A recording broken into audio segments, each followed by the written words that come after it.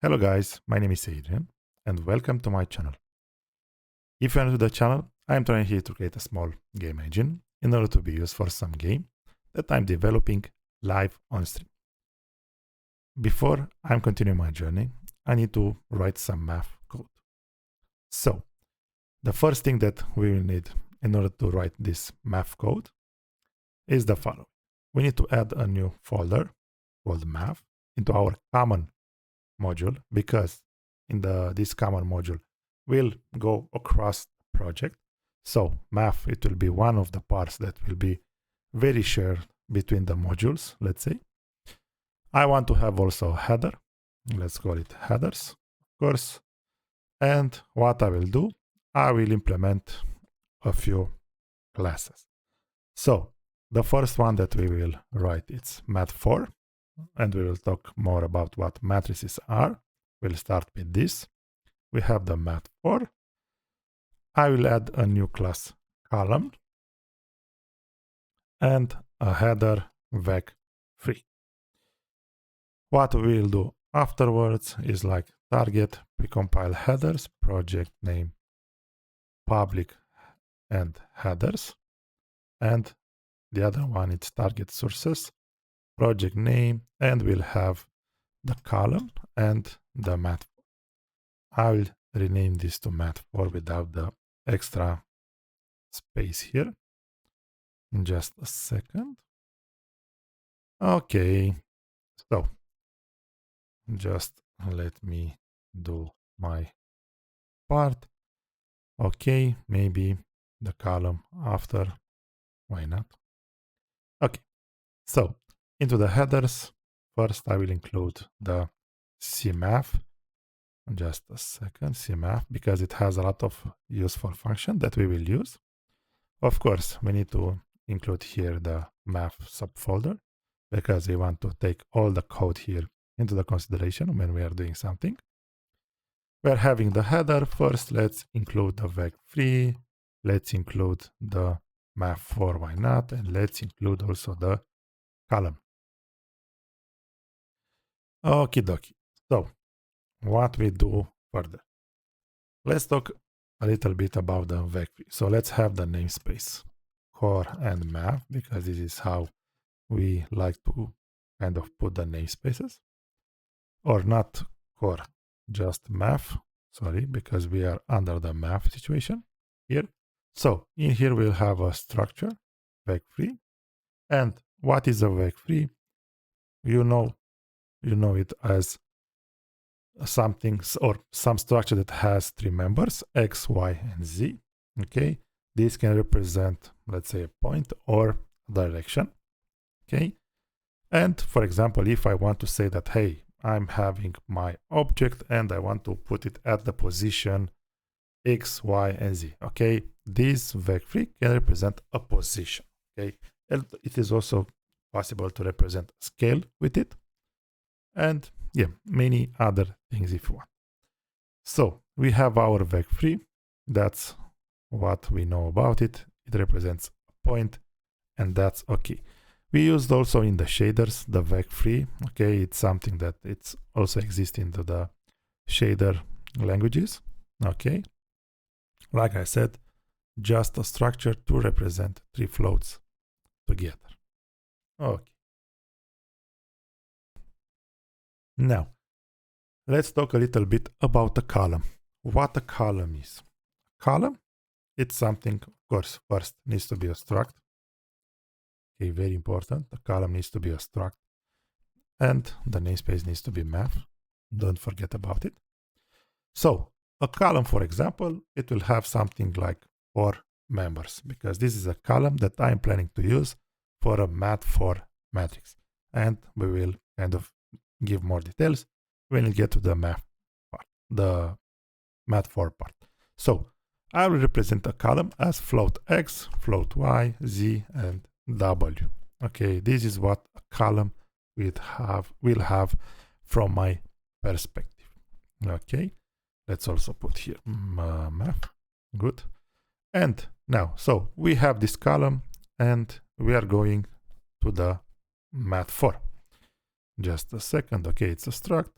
Let's also transform this into a struct. Let's change the namespace, and we'll talk about mat4. So mat4, it's a matrix, okay?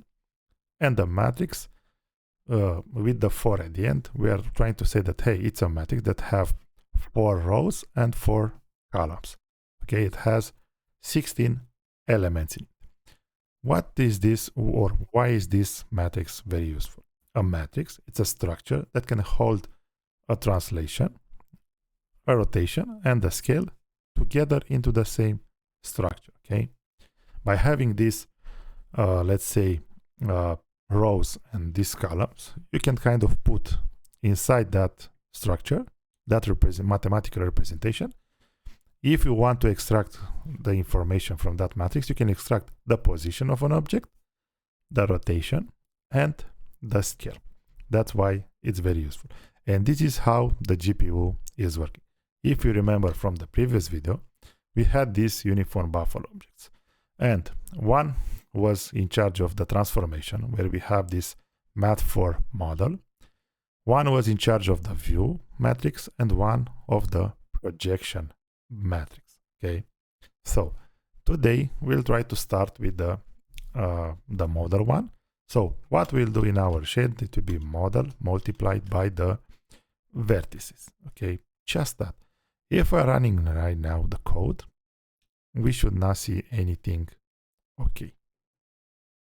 So in the previous video, we had some red quad here, but now it's not happening anymore because we don't have information about this model matrix. Okay. So how do we represent a matrix? Like I said, you need to have some rows and some columns. First thing that we can do, we can have something like private, and we can have an array, for example, and an array that have a column and 4, or just a second, it has the column as the type and 4 elements.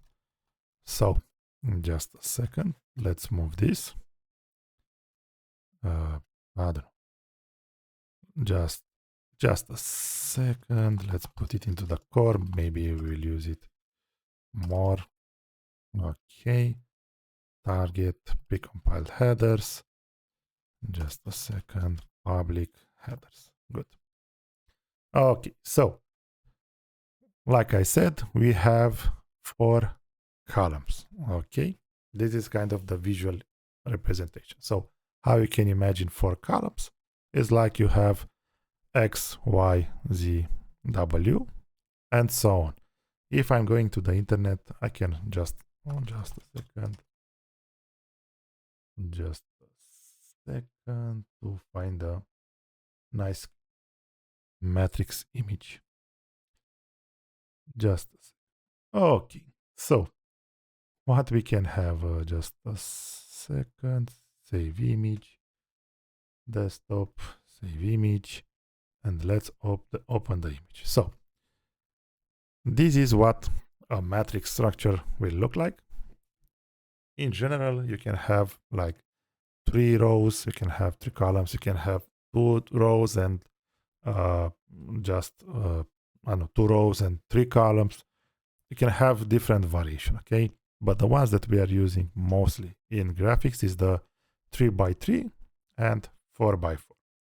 Okay, and like I said, for our matrix, we have 4 columns. So we have our information, we look in the memory, something like this. One column, another column, a third column, and it will be also a 4th column. Okay, that's very important. So what we do further with this situation? We have the information. First, we need to have like a constructor for our matrix structure. Just a second, I forgot to change the namespace here. So we are having our constructor, and what I want to do here, it's something like this. I'll have the columns. Just a second, why it's like, I didn't put underscore. Okay, so we are having the columns. Let's not have this like this. Okay, so just a second. Okay, I have too many. So let's have, we'll have the first column. And for the first column, of course, let's do something. Okay, so right now in our default constructor, let's say we are initializing the columns information. Okay, that's very simple. But if we want to initialize, it will be something like this, right? We're putting 0 in on the elements. But the whole part with this matrix, let's say, for example, for the vec3, the default values for x, y, and z will be 0. But for the matrix, the default value, or the identity, let's say, matrix, this is how it is called, needs to have something like this. Like a default matrix will look like this, with 1 on the diagonal. Okay, so we are putting 1 to the x, 1 to the I of the second column, or 1 to the third element into the third column, and to the last element in the fourth column we put 1. This is an identity matrix. Okay, that's very simple. So if I'm looking here, I think I put at some point some struct matrix, right? Now, if I want, I can already use this. Just a second. I already can use my matrix. Okay, so if we're running right now, just a second, we should see again the let's say the quad. Okay, so by having this matrix here, like this structure with the default initialization, if I will put 0, and you can have it as a test, if you put 0 instead of 1, we'll see that the quad will not be displayed on the screen. But if you are putting 1 on the diagonal, you are getting the same result as before. So this is what we call the identity matrix. Okay, so right now our structure, our math structure, by having this just a second representation, it will hold for us the rotation, the translation, and the scale of the object. Also, the diagonal represents the scale of the object. This 1, 1, 1 represents these three elements, represents the scale of the object. Because we have 1, 1, 1, this kind of put the, let's say, the object as it is right now in a default state.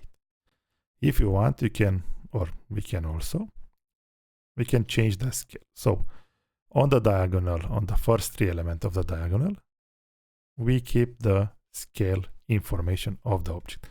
Right now, the whole screen is, let's say, red, but that's not true. It's just the, let's say, the scale of the quad.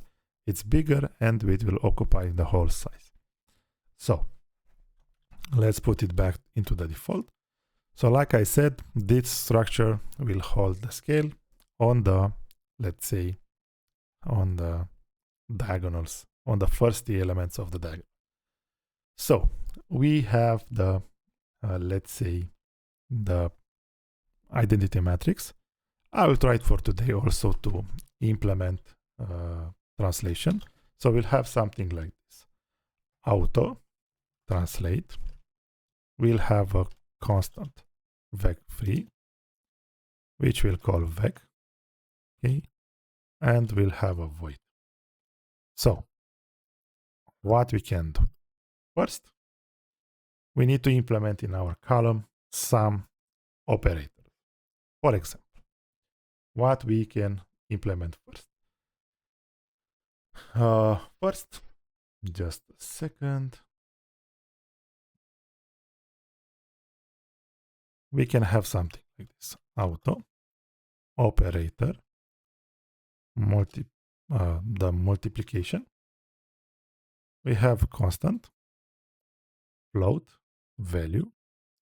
This will be a constant function, and it will return a column. Just okay. So let's implement this operator. What it will mean is it will mean that if I'm having a column and I'm multiplying by some float value, it will result me a new column.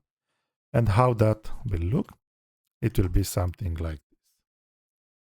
So in just a second, we'll have the x multiplied by the value, y, z, and so on.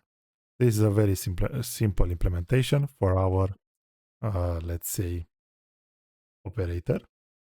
Okay, and after that, what we need to implement, it's another one, auto operator plus, but for the plus, we'll have a constant column. Okay, we'll call it other. Why not? We'll have constant, and like I said, we'll return a column. And for this, return, and it's very simple, we'll have x plus and so on. Okay, so these two operators are very simple. So for the second one is like when you have a column and you want to add it with another column. This is just some math. You can search it on the internet if you want to learn more about it, but it is what it is and we need to kind of use it. And another one that we need to implement is like auto operator, just a second, plus equal, and of course it will be a plus equal with another column. And you will see in a second why I want to do this. Okay, and we'll return the reference to the current column, okay, because this is plus equal. We don't want to kind of have something else. Okay, so let's generate it. What we'll do, of course, at the end, I want to return just this pointer, but until there, what I want to do, it will be something like x plus equal other w, and so on. Just a second, this was at the end, z, okay. So the whole idea is like, I could have this result, but I wanted kind of I could use this and the equal operator and so on, but I wanted to put it all together and to have it in just one operator. So right now, when we are trying to implement this translate situation here, it will make more sense.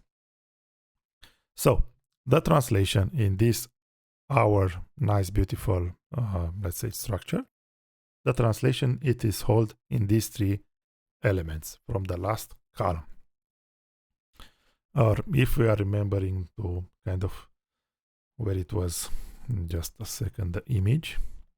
Okay, if you are taking the image back, it's like you can imagine that is a fourth column here, and the translation is in the first three elements. So let's continue. Like I said, we need to do something about it. So what we are doing, we'll do something like columns. The last columns, like I said, plus equal. What plus equal? It will mean that whatever is in the column already, in the last column already, it will be added with the columns 0 multiplied by the vec x. Okay, what it will mean? It will mean that the x component of this translation, it will be multiplied by the first column, okay, by this one.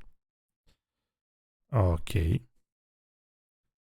after that, we'll have the result added with the, just a second, the second column multiplied by the vec y plus, just a second, plus the, you guessed it, the column 2 multiplied by the vec z.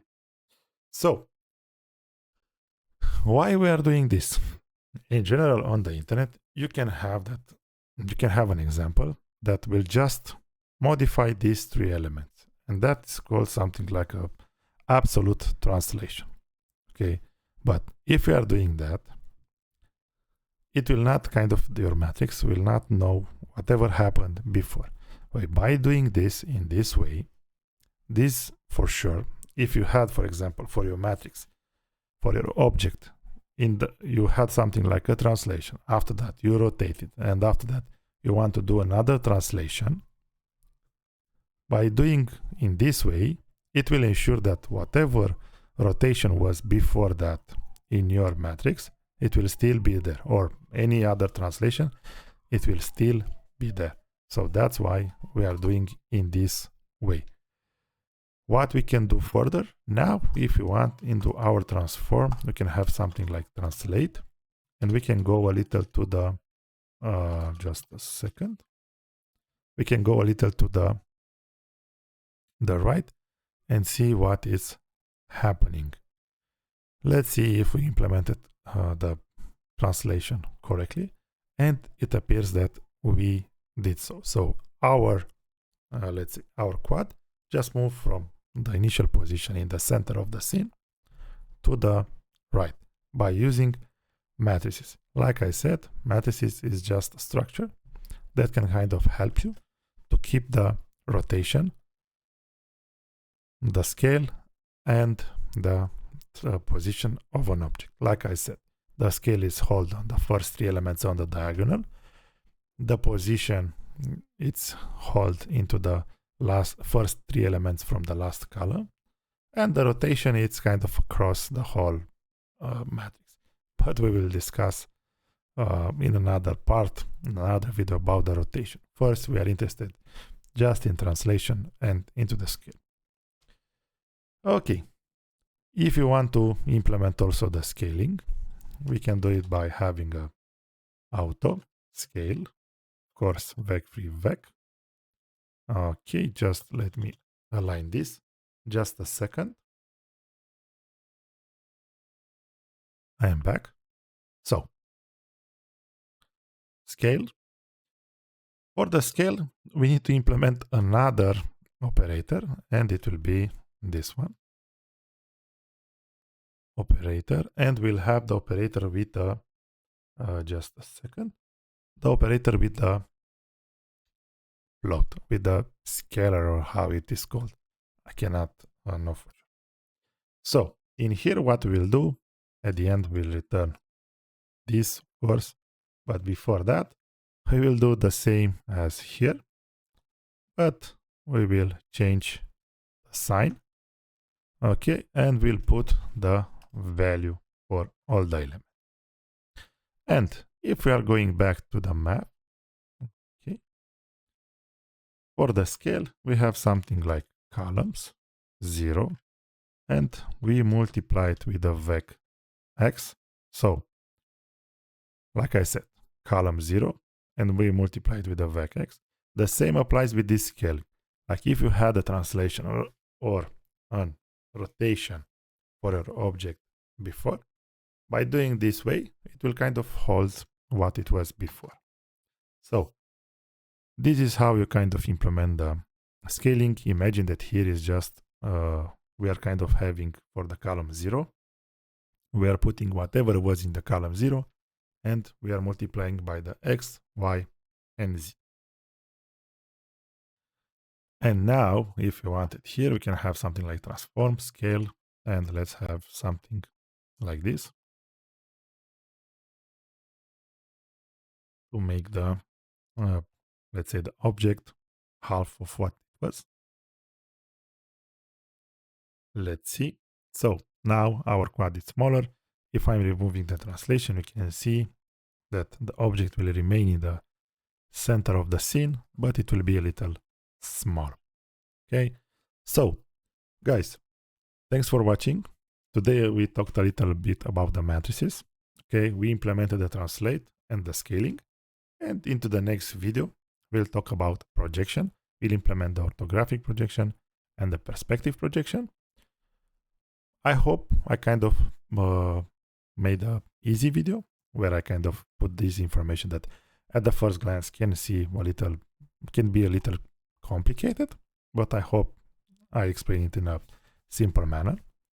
So, thanks for watching, thanks for being here, and see you into the next video. Bye bye.